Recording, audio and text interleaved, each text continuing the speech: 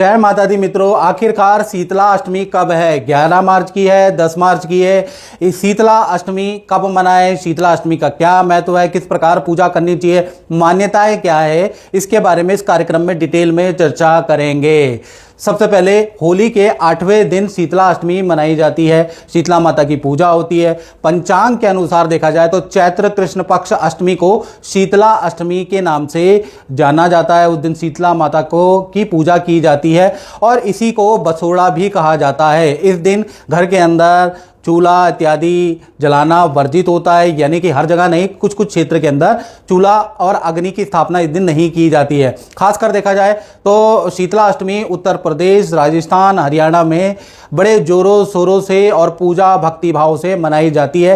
खासकर देखा जाए तो शीतला अष्टमी के दिन छोटों बच्चों के लिए, संतान के लिए पूजा होती है और किसी प्रकार की बीमारी को दूर करने के लिए उनको बसोड़े का यानी बासी भोजन या ठंडा भोजन का प्रसाद चढ़ाया जाता है। और कुछ कुछ जगह पे मान्यता है कि मुंडन संस्कार भी शीतला माता के मंदिर में ही किया जाता है। यानी शीतला माता हरियाणा, राजस्थान में बहुत ज्यादा इनको मान्यता दी गई है। अब चर्चा कर लेते हैं कंफ्यूजन में कि शीतला अष्टमी कब है। 10 मार्च को है मित्रों या 11 मार्च को? तो अष्टमी तिथि का जो प्रारंभ हो रहा है वो 10 मार्च की रात को, यानी कि 11:54 पे अष्टमी तिथि लग जा रही है। तो अंग्रेजी कैलेंडर के अनुसार 12 बजे के बाद 11 तारीख आ जाती है। तो कहीं ना कहीं 10 मार्च की रात और 11 को 1:24 पे अष्टमी तिथि प्रारंभ रहेगी और 12 मार्च को सुबह 4:19 तक कहीं ना कहीं अष्टमी तिथि रहने वाली है। तो कुल मिलाकर देखा जाए तो 11 मार्च को ही शीतला अष्टमी मनानी चाहिए और उदया व्यापनी तिथि मतानुसार भी 11 मार्च को ही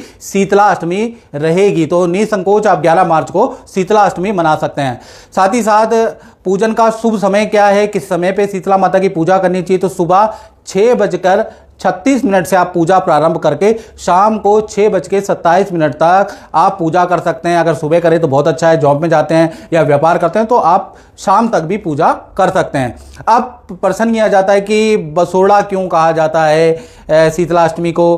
तो शीतला अष्टमी कई राज्यों में इस दिन बासी भोजन या ठंडा भोजन चढ़ाने की मान्यता है, इसलिए इसको बसोड़ा कहा जाता है। अब ये मान्यता कहां से आई, क्यों आई और क्या मान्यता है, इसके बारे में चर्चा कर लेते हैं। एक बार किसी गांव के अंदर बीमारी का प्रकोप लग गया था। तो ऐसे में किसी ने सलाह दी, किसी गुरु ने, कि भाई शीतला माता की पूजा करें, उनको भोग चढ़ाएं। तो गांव वालों ने शीतला माता को भोग में गर्म वस्तुएं चढ़ाना शुरू कर दिया, जिससे कि माता का मुंह जल गया और माता और ज़्यादा अप्रसन्न हो गई, जिससे बीमारी और ज़्यादा बढ़ गई। तो गांव वालों को लगा हमने क्या गलती कर दी। तो फिर उन्होंने पुजारी से पूछा, तो पुजारी ने कहा कि इनकी जो शीतला माता की पूजा है वो ठंडे खाने या एक दिन पकाए हुए खाने, जिसे हम बासी खाना कहते हैं, उससे की जाती है। तो खीर का और मीठे चावल का एक दिन पका के फिर भोग लगाया गया। शीतला माता को ठंडा अर्पित किया गया और ठंडी खीर अर्पित की गई, मट्ठा अर्पित किया गया और कहीं ना कहीं नारियल का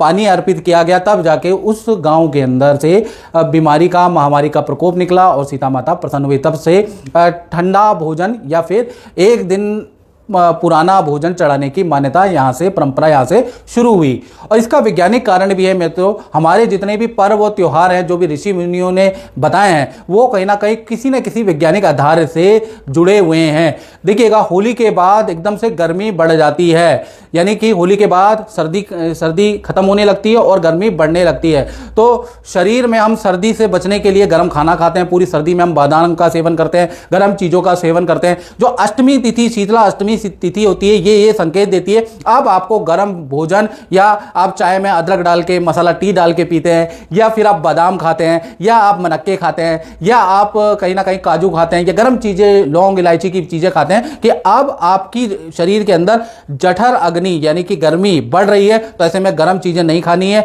अब आपको ठंडी चीज़ें यहाँ से खाना शुरू करना है। तो वो कब होता है? वो अष्टमी तिथि से गर्मी बढ़ने लग जाती है। तो अष्टमी के बाद से ये संकेत दिया है ऋषि ने कि भाई यहाँ से अब आपको पानी ज़्यादा पीना है, यहाँ से आपको मट्ठा ज़्यादा खाना है, यहाँ से आपको दही दूध से बनी हुई या फल आपको खाना है, गर्म चीज़ों का बिल्कुल त्याग देना है। और जिससे कि हमें दाने होते हैं, एलर्जी होती है, पित्त हमारा बढ़ जाता है, जिस वजह से हमें सर दर्द, एसिडिटी की प्रॉब्लम होती है, और वो सारी चीज़ें, त्वचा के इन्फेक्शन, त्वचा से संबंधित बीमारियां जब गर्मी शरीर में बढ़ जाती है तो होती है। तो यहाँ से आपको ठंडा शुरू करना है, यानी कि शीतला अष्टमी वैज्ञानिक दृष्टिकोण से यहाँ से आप ठंडा भोजन स्टार्ट करें और अपने आहार के अंदर आपको तरल पदार्थ ज़्यादा लेने हैं। तो ये वैज्ञानिक कारण है। अब शीतला अष्टमी में ये तो संकेत मिल गया है, तो ऐसे में शीतला अष्टमी में किस प्रकार से पूजा करनी चाहिए, कैसे पूजा करनी चाहिए, इसके बारे में चर्चा कर लेते हैं। सबसे पहले आपको सप्तमी के दिन ही आपको क्या करना है, खीर या कुछ बना लेना है, यानी कि सप्तमी की रात्रि को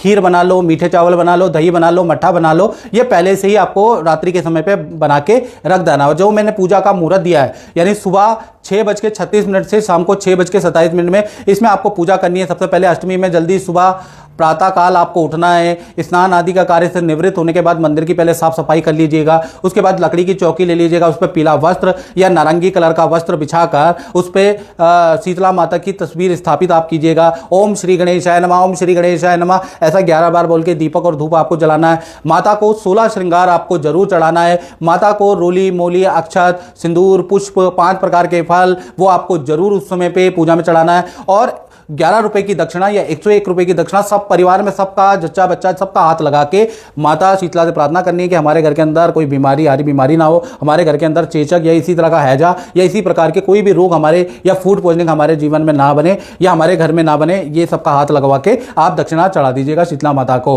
उसके बाद आपको क्या करना है, मीठे चावल जो आपने बनाए हैं एक दिन पहले, तो मीठे चावल, पूड़ी या रबड़ी जो भी आपने बनाई है या आपने खीर बनाई है वो आप शीतला माता को चढ़ा दें। उसके बाद ठंडा जल या ठंडा दूध भी आप उनको अर्पित कर लें। उसके बाद आपको दिन के समय पे शीतला माता की कथा आपको पढ़नी है, शीतला अष्टक का पाठ आपको करना है। अगर व्रत रख सको तो अति उत्तम है, व्रत नहीं भी रख पाओ तो चलेगा।